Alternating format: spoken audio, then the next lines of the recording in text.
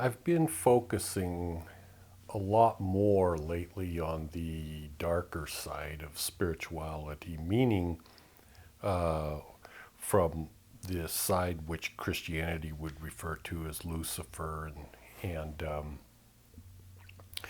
how that relates to the overall picture of reality.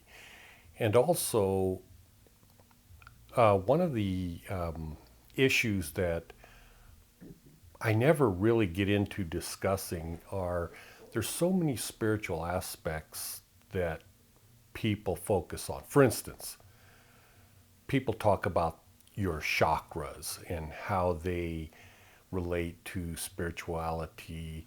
People focus on meditation. They focus on so many things like that. Now, do I focus on those? Not really. Do I understand them? Yes. And they all play a role in spirituality, but I liken that to somewhat of like, well, do you focus on the kind of food that you eat? And then break that down even further. Do you focus on food? I mean, if you don't eat within a month, you'll be dead. So clearly, food is important. And if you don't eat it, you'll be dead in a month, and your spiritual quest would be over for this particular lifetime. And chakras and all this sort of thing, they're in the same category. In other words, to me, they're not really that important.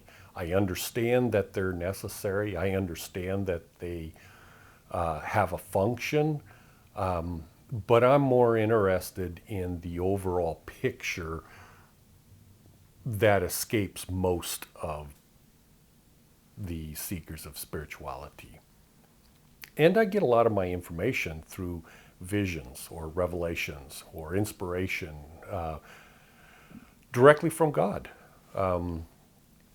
I started that process as a child. And although nothing really manifested for at least 35 years before I started getting concrete stuff, that's the process that I use. So, as I said, I'm kind of focusing more on the dark side lately. And the reason I am is because of curiosity. So, I had a vision, I don't know, less than 6 months ago, because I've been wanting to know about this sort of thing. And the vision had to deal with evil or Lucifer or that particular process of how it works. And I had a glimpse into it in this vision to where I was walking in their shoes, so to say. In this vision, that was what I experienced without experiencing the positive or the spirituality that I'm focused on. I hope I'm making sense because it's really difficult to express these things for me at least. So anyways, most people that would watch these videos are not Satanists, they're not Luciferians, they're typically from Hinduism, from Christianity, from any kind of a faith-based system of that nature, but not from the side of Christianity. So, and I believe all religions and all faiths are corrupted, and it's not just my belief, it's what has been proven true to me. So they picture Lucifer as the devil with horns on his head and a tail, and you know, there's hell with burning and brimstone and all this stuff. Well, I don't believe any of that stuff. Jesus said, no man has seen the Father. And then the corrupt writers put in, except the Son. But Jesus never saw God, and God never appeared to Jesus, and there's never been one-on-one communication with Jesus, nor has there been with Lucifer. We all are on our own own, so to say, following a path that we as individuals are guiding with the help of God. Now, from Lucifer's point of view, let's say I'm in Lucifer's, and I hate to say that, but what I'm getting at is not necessarily Lucifer, but yes, including Lucifer, but people that follow Lucifer, his lieutenants, etc., etc. They see themselves as good, as the path or the only path that leads to becoming one with God. And sin or evil and that sort of stuff is justified by just simply the explanation that it's experimentation. For instance, from a Christianity point of view, let's say killing little babies is a terrible, terrible sin. But from the other side, it's just experimenting, or maybe that's some desire that makes them feel excited or something. So it's like a psychopath. There's no problem. And here's how they justify it, for instance. So you can say, well, God created this universe and this reality. Nobody disputes that unless you're an atheist. And so there's an asteroid that comes down and, let's say, kills half the population of the planet. Well, Lucifer didn't do that. So Lucifer and his top lieutenants could say, see what God did? You know, just wiped out 5 billion people. And or bad weather kills all the crops and people die and stuff like that. Or a volcano blows up or whatever. And they can all attribute that to God and say, well, see what God does? So me killing babies, I mean, come on, that's no big issue. I'm just experimenting with reality. And it's no big issue anyways, because we all understand this is a video game, so to say. It isn't real anyways.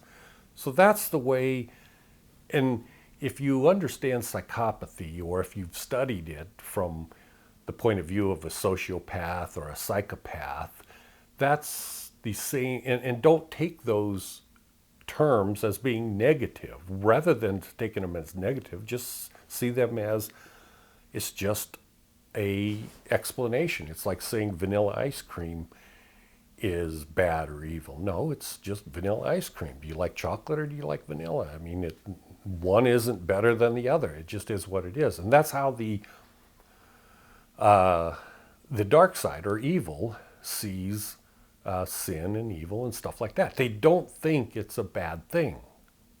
They think that's the process of God. You can see what God does, so that's what they do.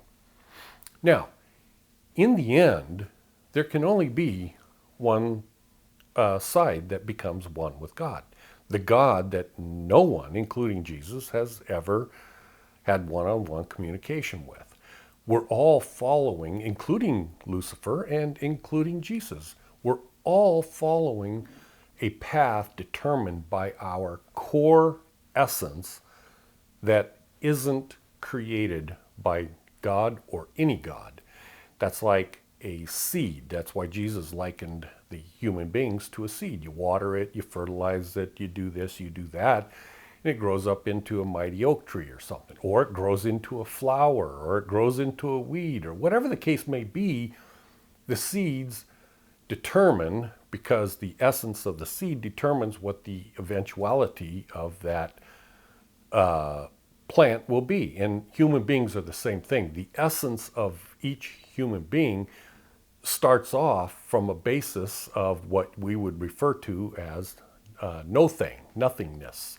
And then using the material or the products or the creations of God, meaning the universe and everything, we choose those things to apply to us, to create us to this point.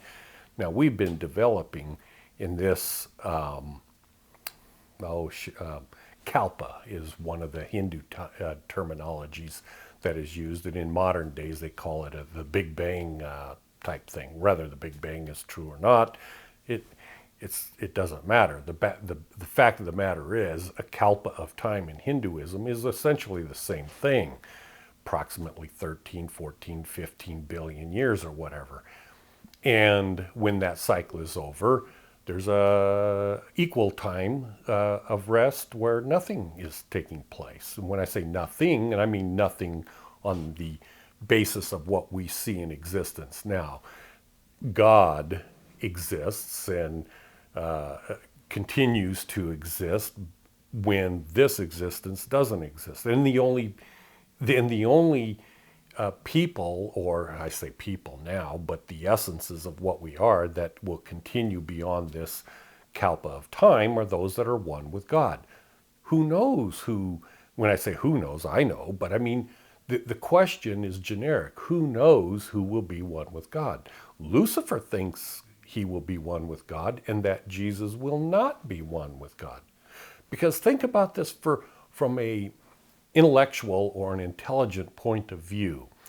Do you really think that Lucifer, obviously an incredibly intelligent individual, would follow a path knowing that at the end of the path he's going to be wiped out, sent to hell, or sent into outer darkness, or blah, blah, blah, this and blah, blah, that? Of course not. No, of course not. So he thinks he's doing the right thing. And those that follow him think they're doing the right thing. And they think they're going to be one with God. They're fully convinced of that. Well, those that follow Jesus think in the same way, that they in fact are going to be one with God and the other ones are going to go to hell. Well, nobody knows for sure unless you know, like Buddha knew that he was enlightened. So there comes on a point where there's such a thing as called enlightenment, where you actually know. You're there. It removes faith and it replaces with knowing. So Jesus knows for sure that he's going to be one with God. Well, but so does Lucifer. But only one of them can be right. And they both think they're doing the right thing. See, from a Luciferian point of view, which the god of this world is Lucifer, and that's why we see that the rulers of the world are all basically psychopaths and sociopaths, and because that's the nature of a person that tramples on the freedoms and the rights of the citizens to make sure that their rule is followed and that things are done correctly. Because we can't allow, because from the Christian or Christ, I should not say Christian because that's as corrupt as can be, but from the philosophy of Jesus, the way that you get people to become one with God and the way you get them to comply is through love, compassion. It's drawing them in through desire. They want to be with Jesus. They will sacrifice their life to become one with Jesus. Well, from a Luciferian point of view, that's seen as a very weak standpoint, a very weak position. There's no strength there, to the point that Jesus was lifted up on a cross and killed. So clearly that's not a very strong position to become one with God from the Luciferian point of view. But from the Christian point of view, or shall I say Christ's point of view, that's absolutely the correct way to be. So we're all left to our own accord as to what path we're going to follow. Now, here's an interesting thing. Now, enlightenment is something that there's not a handful of people on the planet at this particular time alive that are enlightened. And a lot of people think they are, and a lot of people think they know what enlightenment is. But in fact, they don't. And when I say a handful, I'm talking about, a handful. There probably isn't, there's probably certainly a lot less than 100 enlightened people on the planet today. And quite possibly only 5 or 10 people on the planet that's enlightened. I'm not entirely sure. But the fact of the matter is, from an enlightened point of view, you can see that reality, that reality is an illusion, and that your core essence is in the form of nothingness. So you take a strong arm, for instance. Excuse me. You take a strong arm, for instance, and you can do things. You can lift things. You can throw things. You can force people to do things by shooting them or threatening to shoot them or whatever the case may be. You have some sort of power. Now think about that. That's the way this world works right now. You have, take for example, a really bad guy like Hitler. Well, in all likelihood, he never killed a person in his entire life. He might not have ever actually harmed any individual in his whole life. But because he had a charismatic personality, he was able to get other people to do his dirty work. And so he actually didn't have to do it because he used force, coercion, so that is a methodology of getting the job done. And that's the way this world operates. So you get people that people follow their orders all the way down to the police officer on the street. It doesn't matter that the governor of the state gives a illegal order down towards the police officer. They're going to follow that illegal order, so much so that they might shoot and murder people and be justified in doing it, even though it's against the Constitution or whatever. But that's the way this whole system works. And it's seen from a Luciferian point of view as a good way to do it. Well, whereas the opposite is appealing to the goodness or the good nature of people to not do things. And if there's a disagreement, you sit down and you discuss it or whatever. You don't enforce it with heavy-handedness. Well, from an enlightened point of view, you know that reality has no strong arm. Reality is what some people refer to as awareness. So you are awareness. And what is awareness? Well, it's nothing tangible. So awareness doesn't have a strong arm. Awareness cannot force one thing to do this or that or anything. Think about this for a second. You think of Lucifer as being this almighty, powerful thing that can create fire and blow things up and force all these people to do things and make their bodies move and kill people and all this stuff. And it's all craziness. There's no truth in that. Each individual has the authority to operate this particular body. Like me, the essence of me controls this body, and that's all it controls. If I want to control something else, I have to pick it up. If I want a rock to do something, it isn't going to do it without me actually picking it up, and I'm forcing my body to pick up the rock. So, and I'm using the tools of God. The tools of God is this physical body and this reality and everything. But from an enlightened point of view, none of this exists. It's an illusion. So how are you going to make people do what you want them to do? You can't. You can't, because you don't have an arm.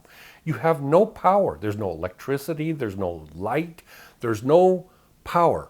God cannot make you do anything. People don't understand that. They think that, Brahman is the all-powerful God, or God that Jesus prayed to is the all-powerful God, or whatever. But that's not so. God cannot make you do anything.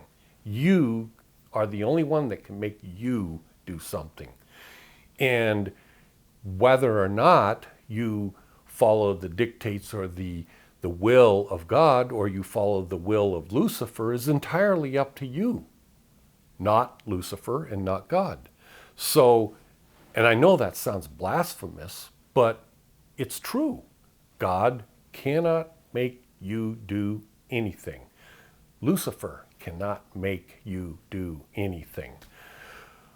So when this is all said and done, when I say this, the kalpa of time, or the Big Bang, or the 15 billion years, or whatever the case may be, and this is all over, Judgment Day, so to say, in Christianity comes to play, well, you no longer have a physical body. Why?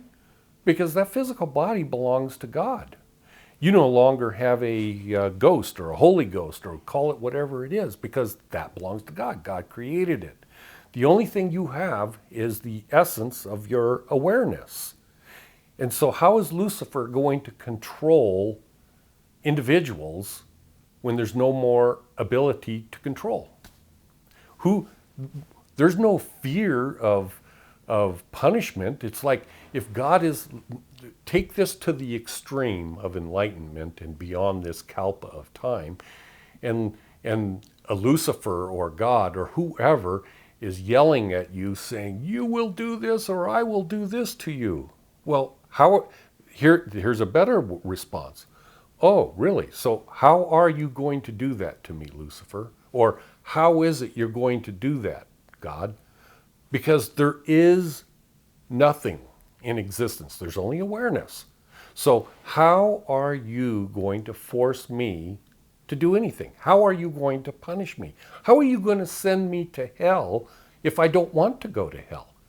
It's like you have to ask me to go to hell. Do you want to go to hell? No, I've decided I don't want to go to hell. There's nobody to enforce it. There's no police officers with guns. There's no guns. There's no force. There's no ability.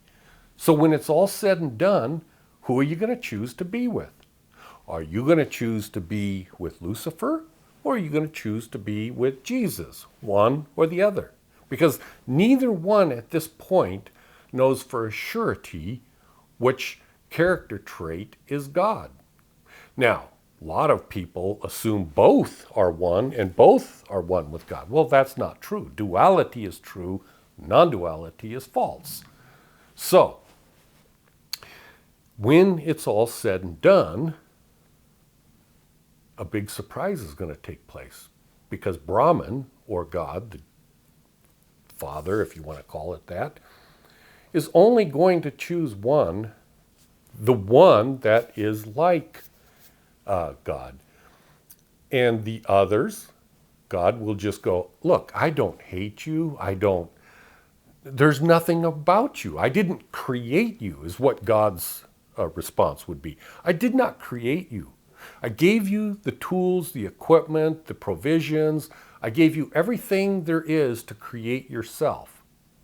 You created yourself into something that I don't like. I don't like being forced to do this. I don't like being beat up. I don't like being raped. I don't like this. I don't like that. If I don't like it, I don't have to put up with it. So, in the house of God, so to say, it's like, you can't be in my house because I don't like that. And there's nothing you can do to force yourself into my house, because you have no way to force anything. It's an awareness. If I choose not to be in that, have that awareness be a part of me, there's nothing that it can do to be a part of it. So in the end, what feet are you going to stand on? If Brahman, God, is the only feet there is, are you going to stand with God, or are you going to stand with no feet? Does that make sense? So in some faiths believe in a hell as being what they call outer darkness. Well, outer darkness was the existence of reality prior to the Big Bang, or prior to the love of God manifesting through the light. I could get into a lot of that too, but that's an interesting aspect. Maybe that's for a topic for a different video. But that's what I'm focused on, is the bizarre reality beyond this kalpa of time. That's why I don't really focus on things like chakras and all that kind of stuff. Though I'm not saying that they're not important, though I'm not saying that they're not real. I'm just saying I'm not really interested in stuff like that in this particular life existence that I'm in. Now, I guess one little thing I could touch upon, which I did in my last video, which was reincarnation and stuff. So you do evil, for instance. So let's say from a Luciferian point of view, people, when I say people, demons or whatever, try to influence the Christian or any kind of a faith that believes in love, God, and all that kind of stuff that would normally follow Jesus. Their agenda is to try to get them to sin, to do things wrong, so that when I say wrong, wrong from from the point of view of good, so to say, or Jesus or whatever. And so then when they reincarnate, it's like they're going to go into perdition or hell or whatever. Well, from a Luciferian point of view, that's a good thing, because it gets them back towards the Luciferian side, and the more people that follow Lucifer, the more that will be one with God from their point of view. Christianity is the opposite. They die. Of course, most Christians don't believe in reincarnation, though it's true. So from a Christian point of view, you disassociate yourself with sin and everything so that you become one with God on Christ's side. One last thing I wanted to cover, and maybe I should do this on another video also, is the concept of the atonement of Jesus. Now, a lot of people see that as a negative. When I say negative, I'm talking about people that meet with gurus and follow the non-duality path and that sort of thing. And they see that the atonement of Jesus is a weak position to be in. That it's like, no, I couldn't care less if he died for my sins. I don't care. But the fact of the matter is, that's a reflection on your core essence. It's like, why? Why do you have a problem with accepting the atonement of Jesus for your sins? And people go, well, I'll stand on my own 2 feet. I don't need that. Well, so that's a whole video in itself. But the reality is, that's a reflection on your core essence, that there's something that you're missing, because if you have a person that loves you and does everything they can, not only in that particular life, but it sacrifices their life for you or anyone else through love, by the way, then if you don't accept that, that's kind of a hard-heartedness on your part, because there's something in you that is leaning towards Lucifer's side, which is a more of a position of power and authority rather than love. But as I said, that's an entire video on itself that I could get into. But anyways, I think that kind of wraps it up for this Sunday. I don't have time to make all the videos that I used to, because as I said, my wife broke her foot, and so I'm kind of one day a week I can do this. But anyways, anyone that watches these, I want you to know I appreciate it. I will never ask for money. I will never ask for you to subscribe to my so-called channel or anything like that, because not that I don't care, but because I don't like to coerce. I don't like that in the least degree. And I'm not selling anyone anything. I don't want anything from anyone, except, what do I want? I want friendship. I want love. Just like, in my opinion, just like God. That's the only thing that God wants, is your love. If you don't want to give it to God, that's your prerogative. So that's the same way I look at it. And so in that respect, I certainly appreciate anyone that gets anything out of these videos, I greatly appreciate it. I see that as a form of friendship, and friendship is of more value than anything. And I mean more value than the entire universe. One friend is of more value than everything. That's my opinion. Anyways, thank you very much for watching, and I hope you have a good day. Bye.